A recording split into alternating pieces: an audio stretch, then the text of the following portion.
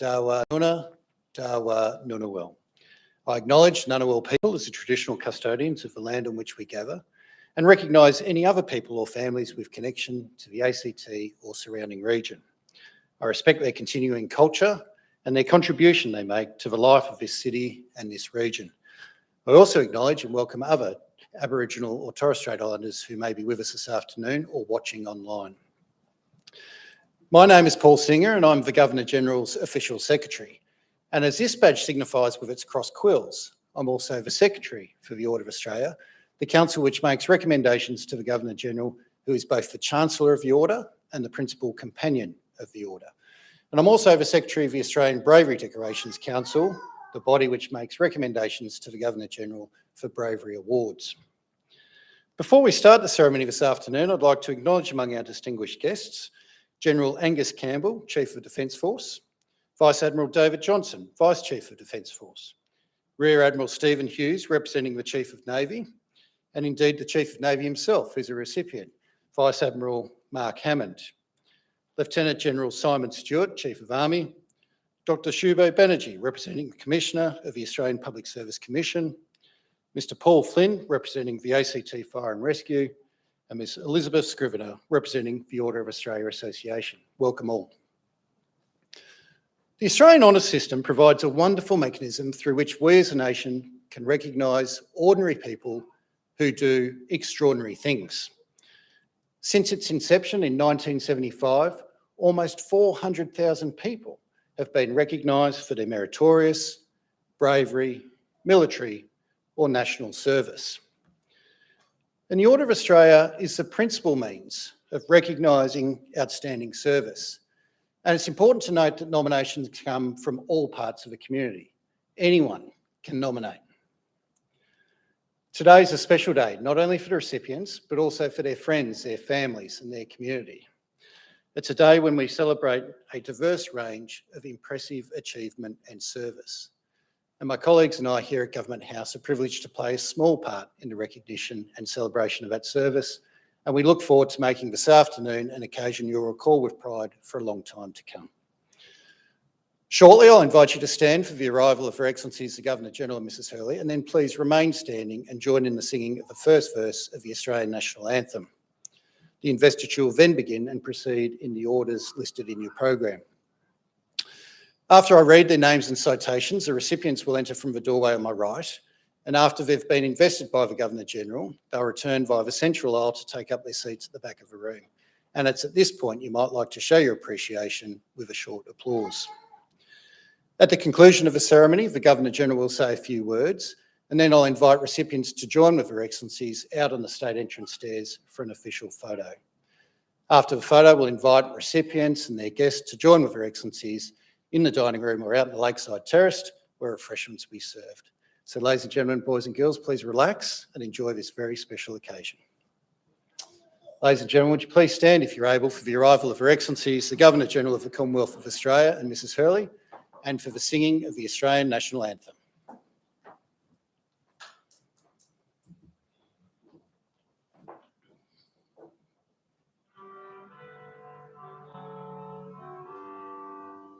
Australians, oh let us rejoice, for we are one and free. We've golden soil and wealth for toil, our home is good by sea. Our land abounds in nature's gifts of beauty rich and rare. In history's page let every stage advance Australia fair. In joyful strains then let us sing, advance Australia fair. Thank you, ladies and gentlemen. Please be seated.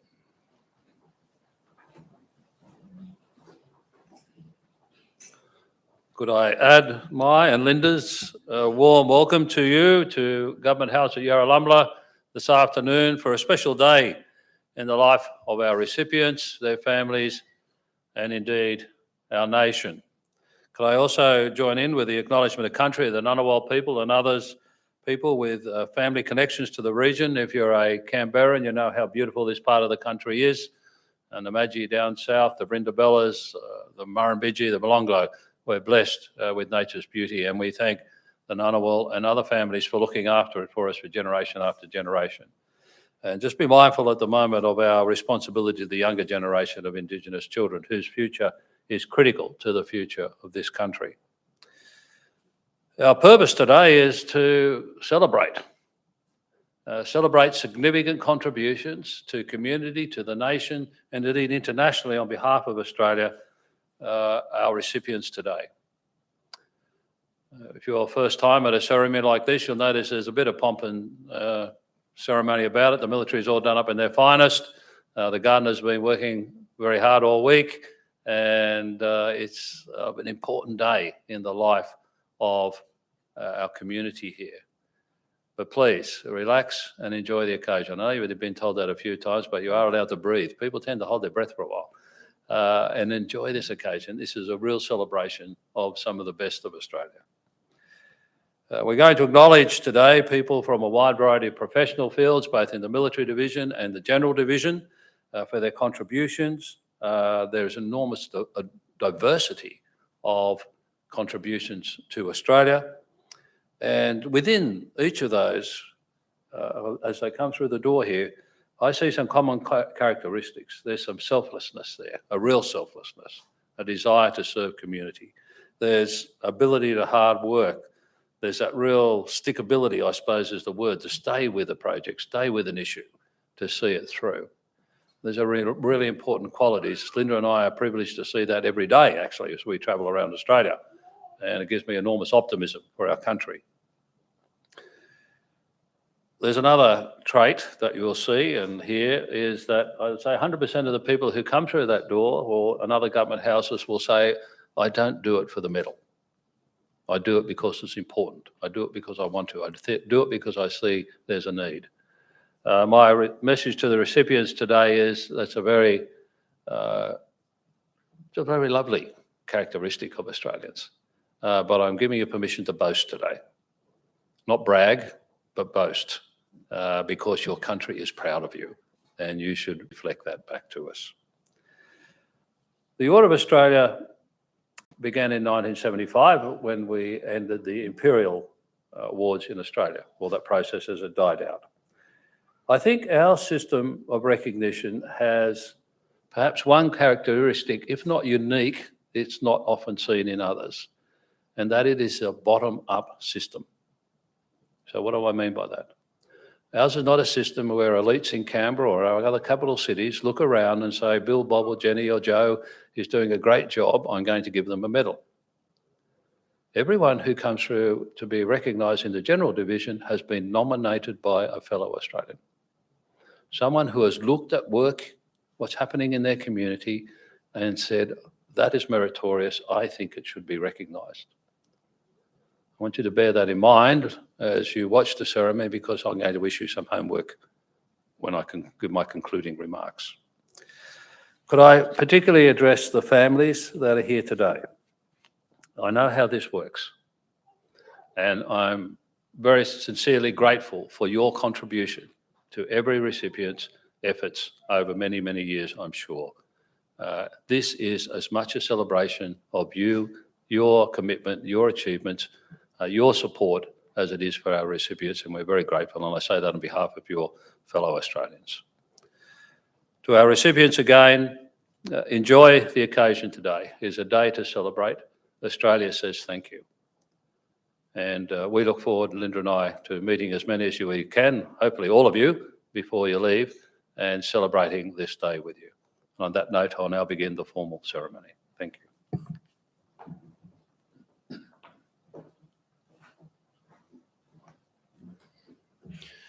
Thank you, Your Excellency. Your Excellency, to be presented with the insignia of her appointment as an officer of the Order in the General Division, Ms. Rosemary Huxtable, for distinguished service to public administration through leadership roles in the areas of health and finance and to strategic policy reform. Ms Huxtable demonstrated a strong passion and dedication to serving the government of the day with the best policy advice during her more than 30-year career in the public sector. She has diligently served ministers and government agencies and has earned the respect of parliamentarians, Australian public service colleagues, and industry and community leaders. She is widely acknowledged for her intellectual rigour and her integrity, and to her commitment and contribution to the ongoing reform of the public service. She's also taken on leadership roles to improve diversity and culture in the service and has been a role model for women.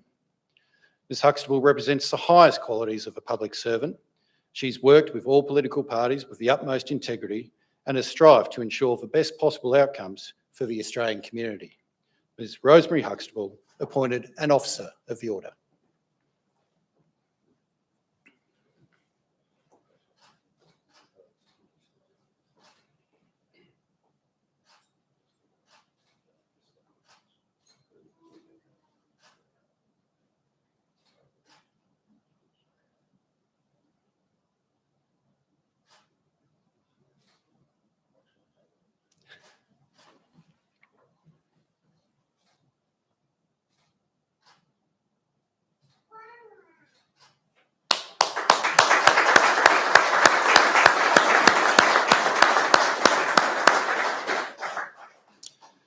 Appointed an Officer of the Order in the Military Division, Vice Admiral Mark Hammond, for distinguished service to the Royal Australian Navy in senior command roles. Vice Admiral Hammond has served across a range of demanding command and senior leadership appointments with the Navy throughout his more than 37-year naval career. His extensive sea time in a variety of submarines were vital in his roles with the Future Submarine Project and the Nuclear Submarine Task Force. As Deputy Chief of Navy, he was responsible for the development and implementation of a systems approach to recruitment and retention of Navy people. As Commander Australian Fleet, he optimised current capability through innovative approaches to sustainment and delivery of seaworthy operational effects. He also led the introduction of the Hobart-class destroyers, the Supply-class logistics ships, and the Cape-class patrol vessels. Vice Admiral Hammond's exceptional contributions to capability development have best placed our Navy to meet the challenges of the future. Vice Admiral Mark Hammond, appointed an Officer of the Order.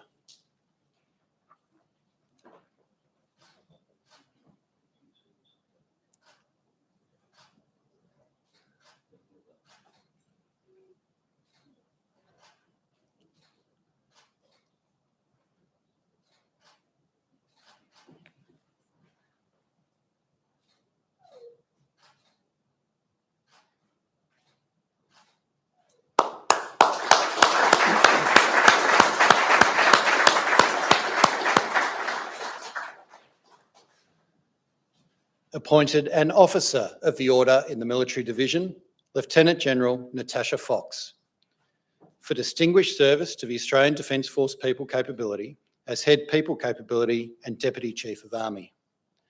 Lieutenant General Fox has most ably served across a range of regimental, staff, training and command appointments, primarily focused on personnel management and logistics. She was responsible for managing Defence people as an integrated workforce involving strategic planning, recruitment and support to families, and community engagement. She superbly handled extraordinary challenges, including the COVID-19 pandemic, reserve call-out during the 2019-2020 bushfire emergency, the Defence Force Afghanistan inquiry, and the Royal Commission into Defence and Veteran Suicide. As Deputy Chief of Army, she has advanced Defence's goals in the Indo-Pacific region. Lieutenant General Fox, through her dedication, is directly contributing to Australia's national interests. Lieutenant General Natasha Fox, appointed an Officer of the Order.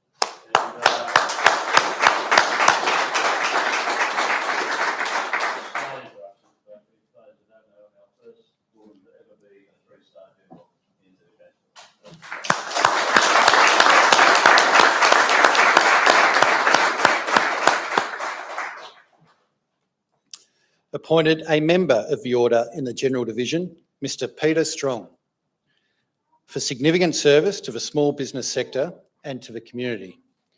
As the Chief Executive Officer of the Council of Small Business Organisations, Mr. Strong has worked tirelessly to improve the policy landscape for small businesses and effect positive change. He is a key member of the Australian business community and has established a reputation as a voice of reason when public policy is being discussed and developed. During the recent bushfire crisis and the COVID-19 pandemic, he negotiated and liaised with governments at all levels to create and implement strategies and initiatives to help small businesses survive those unprecedented events. Mr. Strong has worked successfully to ensure the best outcomes for the small business sector. Mr. Peter Strong, appointed a member of the Order.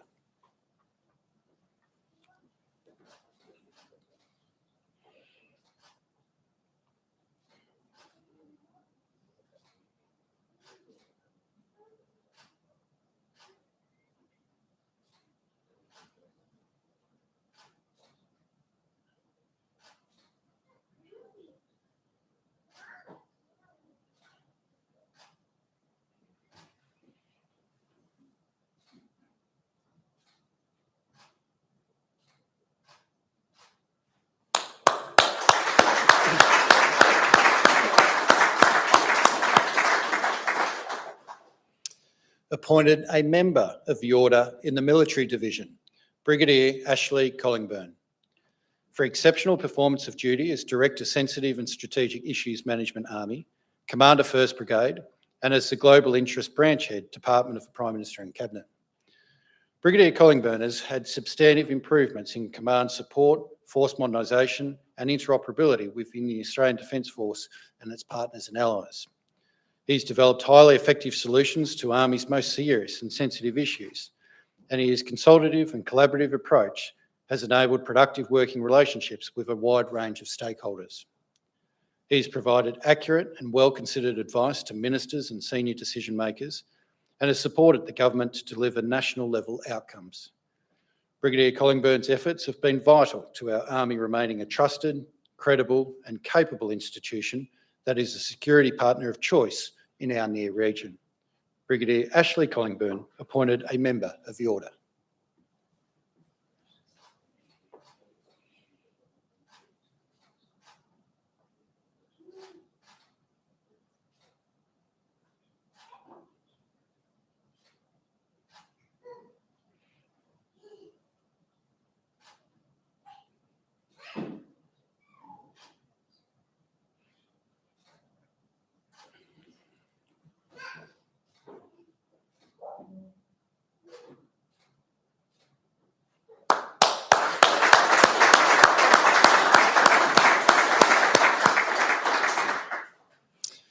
Awarded the Medal of the Order in the General Division, Mr. Robert Clines, for service to the law and to the legal profession. Mr. Clines has been a pillar of the Canberra legal profession for over 40 years. He served as Chairman of Canberra Partners during the creation of the National Pro Bono and Community Investment Program of Minter Ellison Law Firm and was Managing Partner of their former office in Bangkok. He provided invaluable service as a much respected President of the ACT Law Society and as a past member of its council. Additionally, he's given expert pro bono legal advice to the Kumari, the Canberra Community Legal Centre and the Movember Foundation. Mr. Clines is a highly valued mentor to a generation of young legal practitioners, most notably to women and culturally diverse members of the profession. Mr. Robert Clines, awarded the Medal of the Order.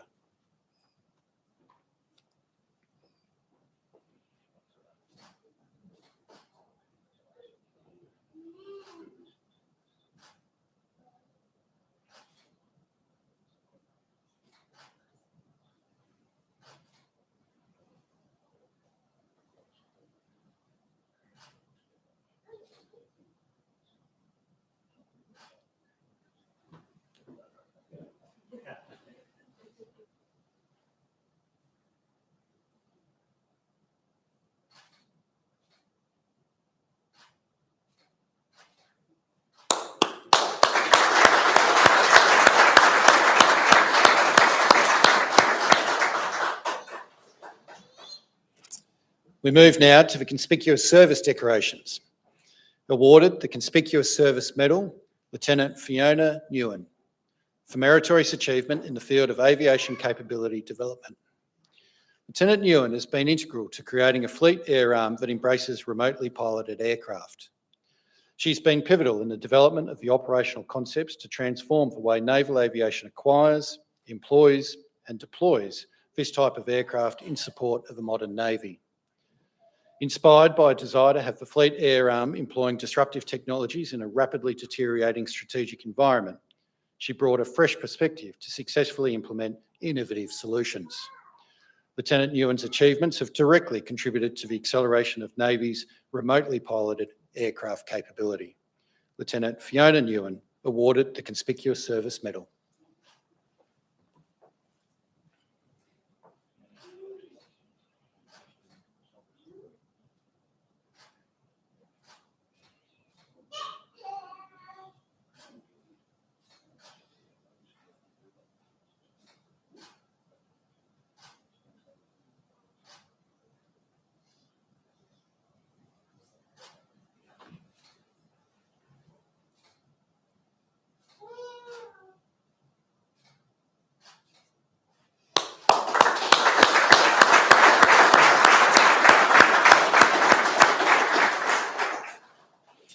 Awarded the Conspicuous Service Medal, Warrant Officer Class 1, Matthew McMillan, for meritorious achievement as the J1 within Headquarters Joint Task Group 629.1 during Operation Bushfire Assist 2020, COVID-19 Assist, New South Wales Flood Assist 21 and Flood Assist 22. Warrant Officer McMillan displayed outstanding dedication and service to the Joint Task Group throughout an extended domestic operational period, while simultaneously managing personnel functions within the 5th Brigade. This was particularly evident during the Operation Bushfire Assist 2020, when he managed the procedures and protocols employed for the rapid mobilisation of reserve personnel. He displayed superior judgment in the management of personnel functions, processing over 14,000 personnel from across all 3 services. Warrant Officer McMillan's application of superior personnel management skills enabled Joint Task Group 629.1 to support the community of New South Wales during an extended and unprecedented period of disaster. Warrant Officer Class 1 Matthew McMillan, awarded the Conspicuous Service Medal.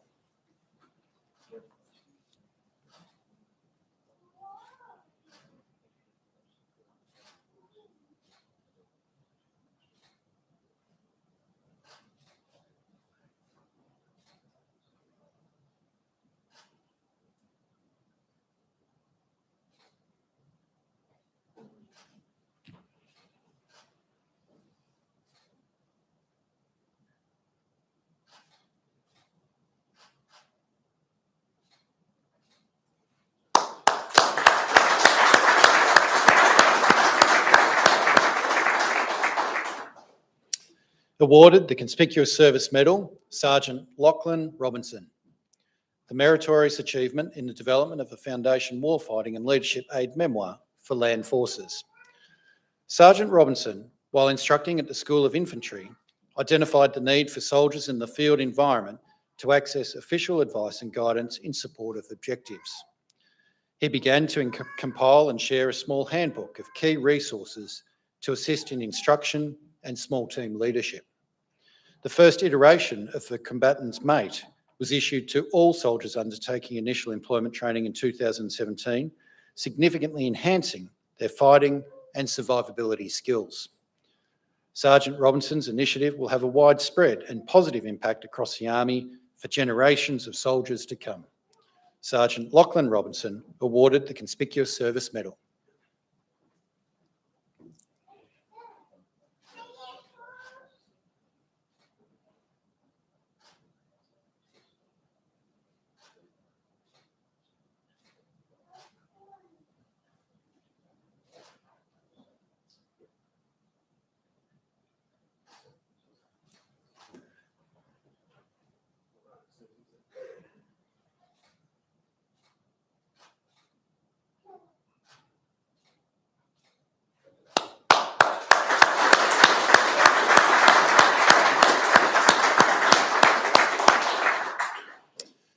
We move now to the Meritorious Service Awards.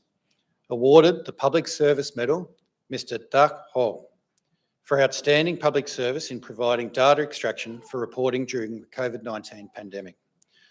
Mr. Ho has dedicated himself to public service during a more than 40-year career and is the most experienced structured query language computer coder within the Medicare program. He's undertaken data extractions to identify recipients for Australian government mail-outs in response to a range of issues covering mental health, bushfire assistance and COVID-19.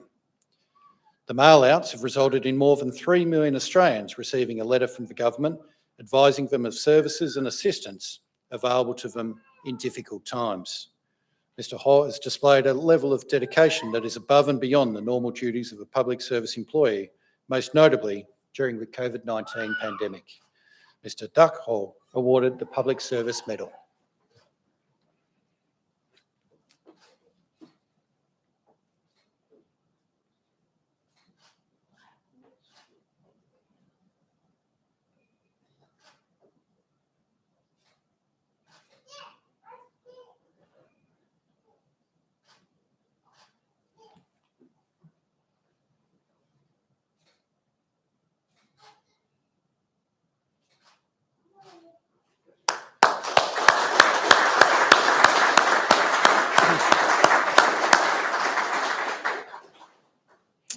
Awarded the Public Service Medal, Mrs. Vanessa Hoban, for outstanding public service to public health in the ACT's clinical response to COVID-19. Ms. Hoban is a clinical nurse consultant at Canberra Health Services. When the COVID-19 pandemic started to affect Canberrans, she was the first to put her hand up to take a lead role in the clinical response to the crisis. The ward she manages was converted into a COVID-19 positive ward where at-risk patients were treated and cared for. Her ability to reassure staff, patients and family members during the early days of the pandemic was remarkable. And this professionalism and dedication has had a long-lasting and positive impact on both her patients and staff. Mrs. Hoban epitomises the true nursing spirit, and this was clearly evident during the difficult and emotionally challenging work she undertook during the pandemic. Mrs. Vanessa Hoban awarded the Public Service Medal.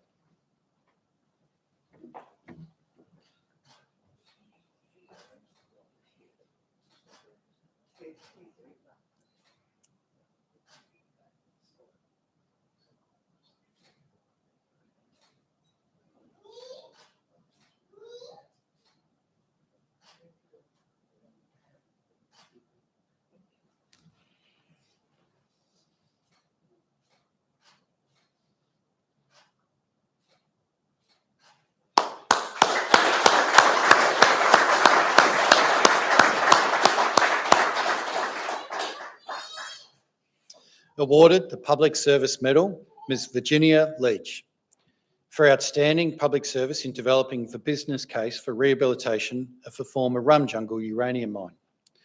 Ms. Leach developed the Rumjungle's rehabilitation business case over 12 years of continuous public service spanning all project phases. Her efforts have been integral in ensuring the comprehensive rehabilitation of the Finniss River, which will provide benefits to First Nation traditional owners and surrounding communities. She's embedded risk management into the project and continues to cultivate collaborative working relationships with the Northern Territory Government and traditional owners. Ms. Leach has provided a highly valued and sustained contribution to delivering positive outcomes for the community of the Northern Territory. Ms. Virginia Leach awarded the Public Service Medal.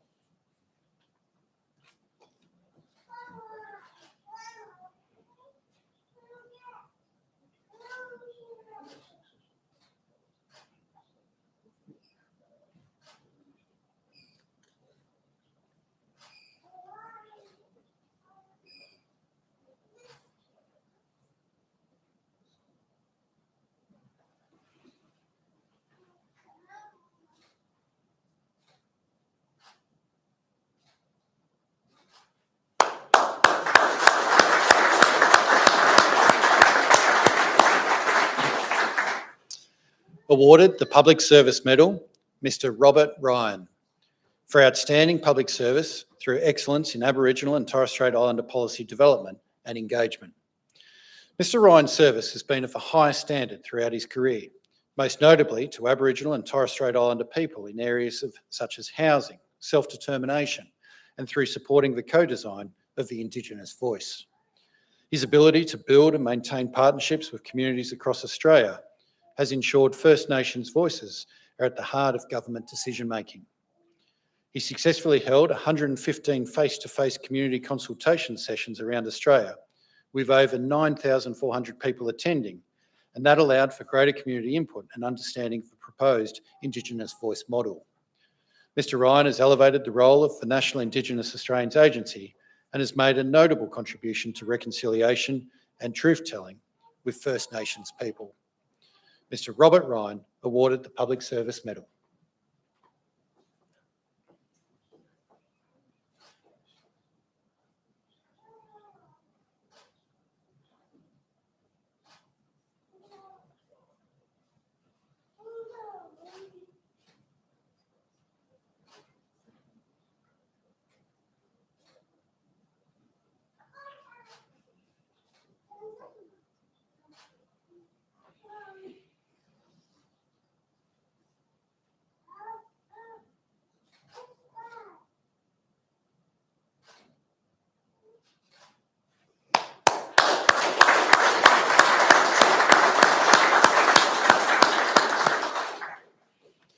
Awarded the Public Service Medal, Miss Emily Springett, for outstanding public service in leading Access Canberra's COVID-19 response.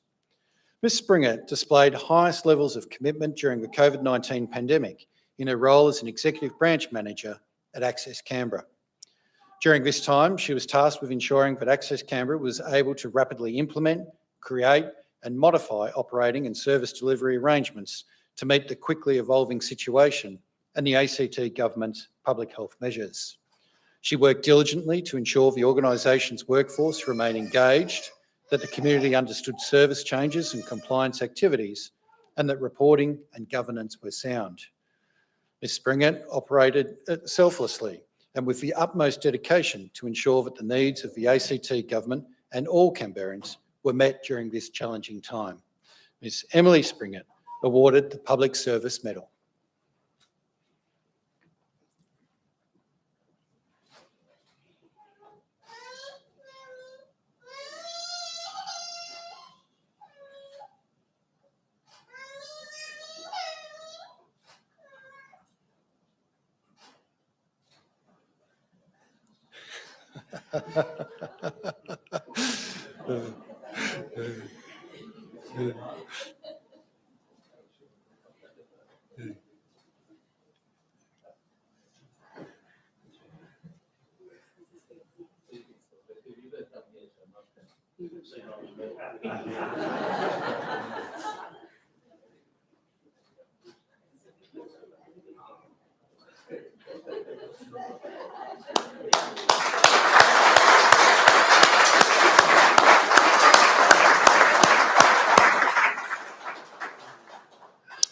I think she's destined for great things, sir. Awarded the Australian Fire Service Medal, Mr. Glenn Brewer, for distinguished service to the Australian Capital Territory Fire and Rescue Service. Mr. Brewer joined the ACT Fire Brigade in 2002, and since that time has demonstrated ongoing commitment to the protection of the Canberra community. During his career, he's been actively involved in frontline operations, notably with the 2003 Canberra firestorm and the 2019-20 bushfires in our region. Since 2016, he's been Fire and Rescue's Pacific Island Liaison Officer and has worked tirelessly to improve the safety and capability of our Pacific neighbours by arranging training opportunities and sourcing firefighting equipment for donation. Mr. Brewer currently manages the capability support portfolio of Fire and Rescue, where he coordinates and manages the fleet and works on research and development of new equipment to keep ACT Fire and Rescue at the forefront of firefighting technology. Mr. Glenn Brewer awarded the Australian Fire Service Medal.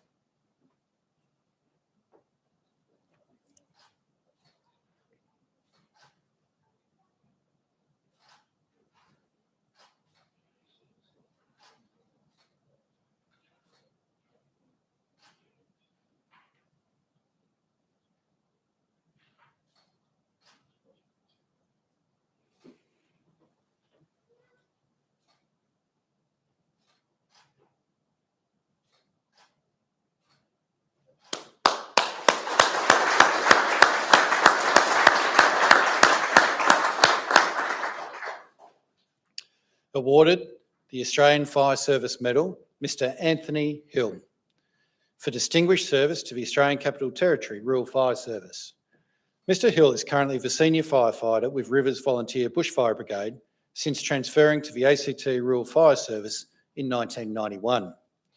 Throughout his more than 30-year career, he has attended a range of significant bushfire events in Canberra region and across Australia. His Rivers Brigade was impacted significantly during the 2003 Canberra firestorm, and he played a key role in assuring members' welfare and the rebuilding of the brigade's infrastructure after it was damaged by fire. He has also worked tirelessly to improve the safety of volunteer firefighters by assisting with the design, selection and procurement of bushfire fighting vehicles, and he devotes considerable hours training other RFS members.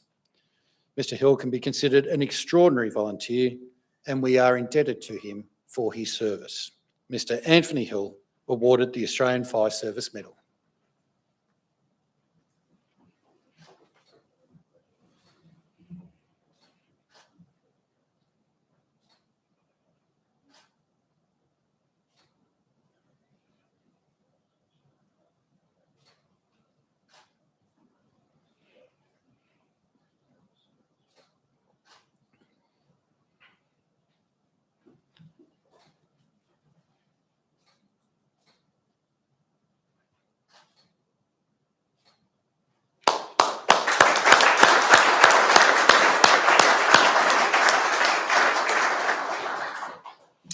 Your Excellencies, ladies and gentlemen, that concludes the presentations this afternoon. We've recognised each of the recipients individually. I think it would be appropriate now to recognise them as a group. Congratulations to you all.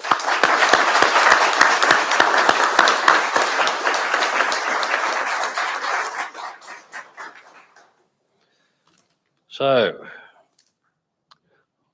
as an aside, I'm often asked, what do I say to people in those little private tete-a-tete we have out front here? And why do I do it that way, and why can't you hear it?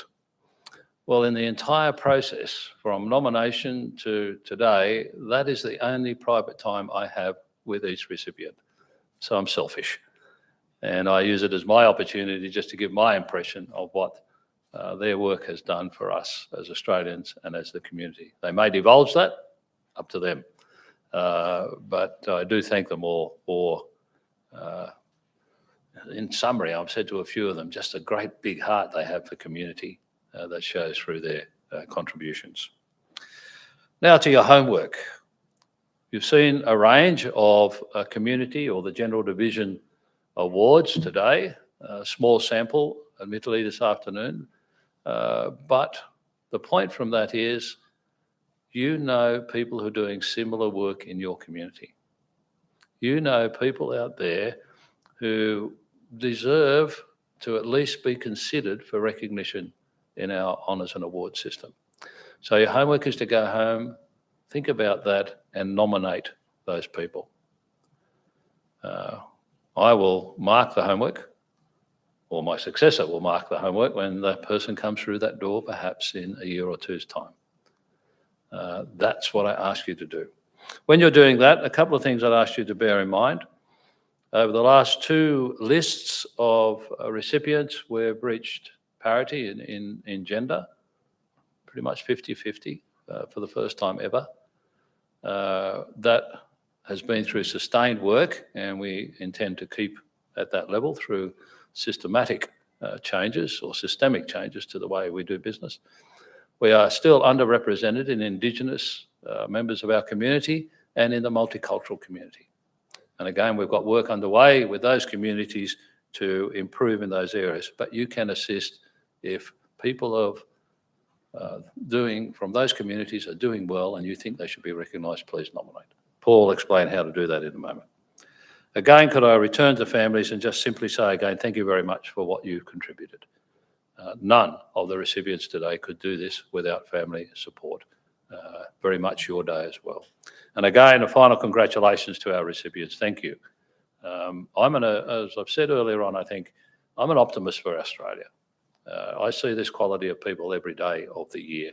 And coming on a day like this, a ceremony like this, the highlight of our year really, you can't go away without feeling uplifted. So congratulations all, and we look forward to catching up with you outside in a few moments. Thank you.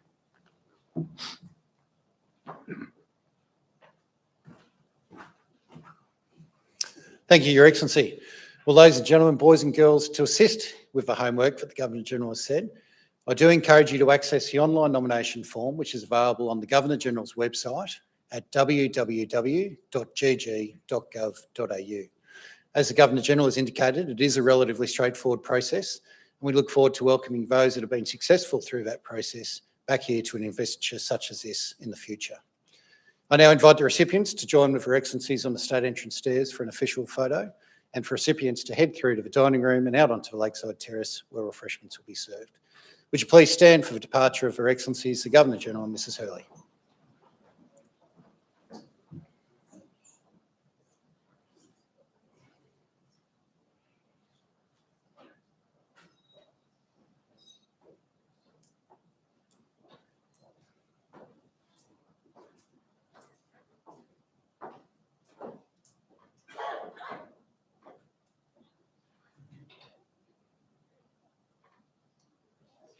Thanks very much, ladies and gentlemen.